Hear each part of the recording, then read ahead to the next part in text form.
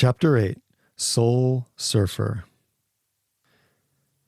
Interior, Bajan Surfboards Day. Art walks into Bajan Surfboards with a disheartened look about him. Joe is behind the counter. He is finishing up a sale with a customer. Joe notices the look on Art's face.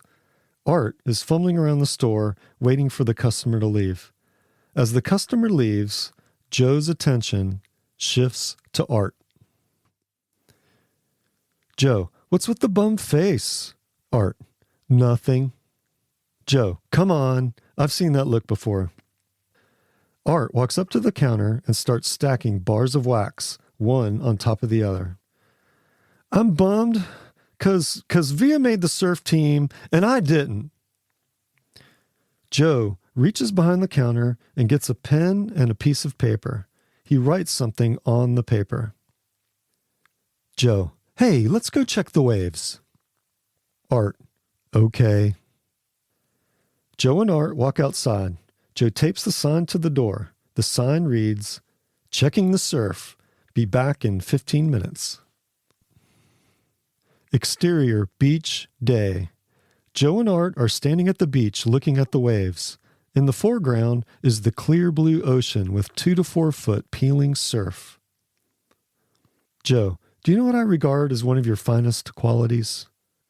Art, no. What? Joe, transcendence. Your transcendence is far beyond your age, far beyond most people on this earth. Art has a puzzled look on his face. Art, I'm not sure I understand what you mean. Joe, there's a deep interconnection between your mind, the natural world, and the ocean.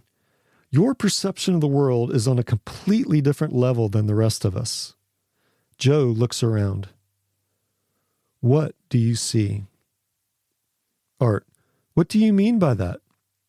Joe, exactly what I said. Look around you. Free and open your mind. Tell me, what do you see?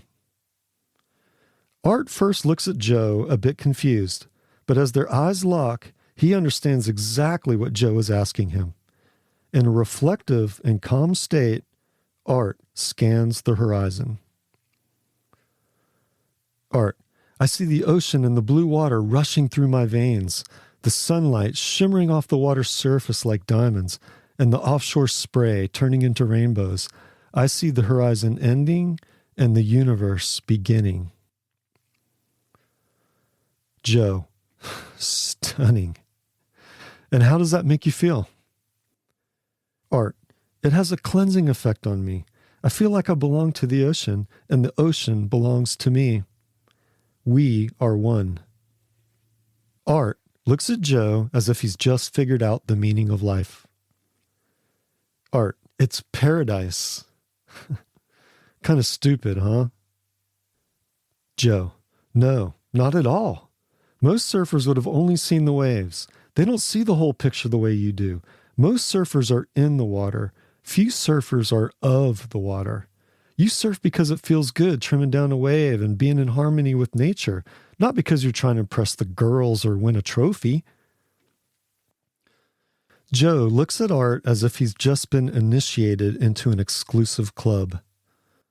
Joe, you're one of the special ones, a soul surfer. Art looks at Joe with admiration. Joe, being a soul surfer bears responsibilities, though. You're responsible for passing the history and the tradition of surfing to the next generation, to keep the surf culture alive, to teach surfers how to live in peace with the ocean, and most importantly, to be a surfer of goodwill. You're the glue that keeps us all together. This is much more important than being on the surf team.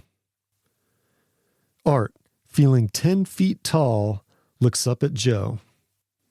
Art, a soul surfer, huh?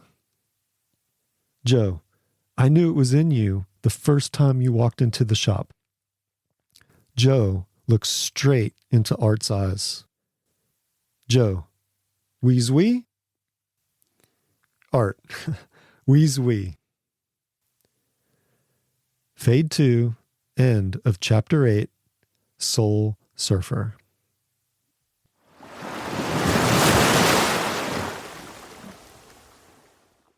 This is Mark, the author of The Bond Between Surfers. I'm creating a surfing grassroots effort to make this book into a feature-length film. Help support the project by purchasing the book, ebook, or audiobook. All proceeds will go to funding the film.